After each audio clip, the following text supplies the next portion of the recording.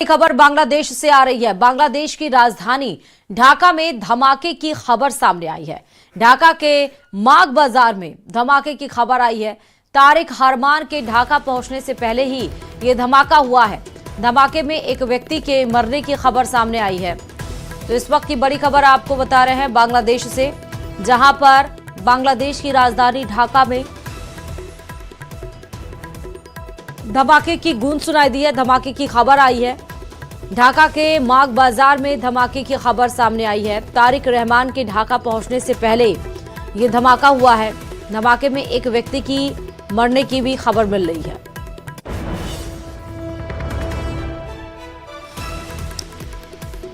तो ढाका के माग बाजार में जहां धमाका हुआ था उसकी तस्वीरें आपके सामने हैं। तारिक रहमान के ढाका पहुंचने से पहले ही ये धमाका हुआ है और इस धमाके में एक व्यक्ति की मौत भी हुई है। बांग्लादेश ढाका से ये सीधा खबर है। बांग्लादेश की राजधानी ढाका में तेज धमाका, एक व्यक्ति की मौत।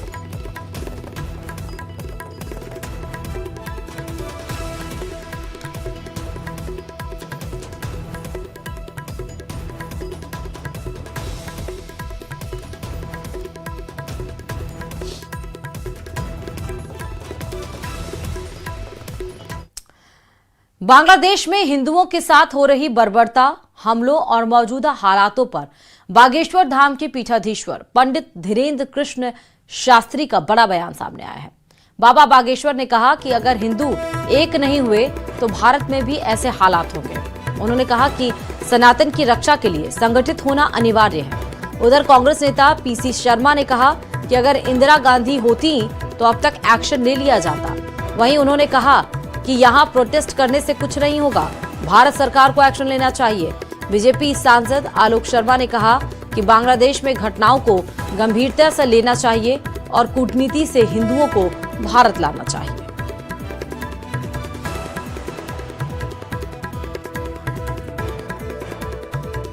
बांग्लादेश में परसों हिंदू को जिंदा सड़क पे जलाया, चौराहे पर बांग्लादेश में। क्यों जलाया? क्योंकि वो हिंदू था।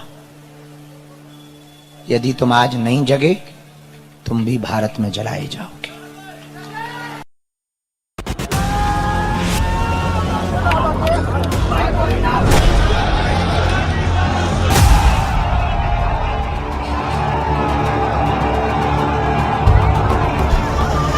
बांग्लादेश में हिंदुओं पर हो रहे अत्याचारों को लेकर मध्य प्रदेश में लगातार बयानबाजी जारी है। मंगलवार को दिल्ली से भोपाल समेत देश भर में हिंदू संगठनों ने जोरदार प्रदर्शन किया। अब बागेश्वर धाम के पंडित धीरेन्द्र शास्त्री का बांग्लादेश में भड़की हिंसा को लेकर एक बड़ा बयान सामने आया है। धीरेन्द्र शास्त्री ने कहा, अगर हिंदू एक नहीं हुए तो भारत में भी ऐसे ही हालात होंगे। बांग्लादेश में परसों हिंदू को जिंदा सड़क पे जलाया, चौराहे पर बांग्लादेश में। क्यों जलाया? क्योंकि वो हिंदू था। यदि तुम आज नहीं जगे तुम भी भारत में जलाए जाओगे। इसलिए हमारी प्रार्थना है।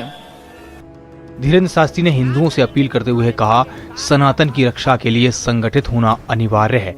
बच्चों को कार व्यापार भले ही मत देना, लेकिन संस्कार जरूर देना। देकर मरो या ना मरो, संस्कार देकर मरना। संस्कार रहेंगे तो तुम्हारे बच्चे कार व्यापार सब खरीद लेंगे, पर संस्कार नहीं रहेंगे ना, हिंदुत्व नहीं रहेगा ना, हिंदुस्तान की संस्कृति नष्ट हो जाएगी। हमारी एक ही चिंता है, हिंदू एक हो, हिंदू एकजुट हो, भारत हिंदू राष्ट्र। बांग्लादेश में हिंदुओं पर हो रहे अत्याचार को लेकर सियासत भी जारी है। सांसद आलोक शर्मा ने कहा, बांग्लादेश की घटनाओं को गंभीरता से लेना चाहिए, कूटनीति से हिंदुओं को भारत लाना चाहिए। उधर कांग्रेस का कहना है कि देश में प्रोटेस्ट करने से कुछ नहीं होगा, हिंदुस्तान की सरकार को एक्शन लेना चाहिए।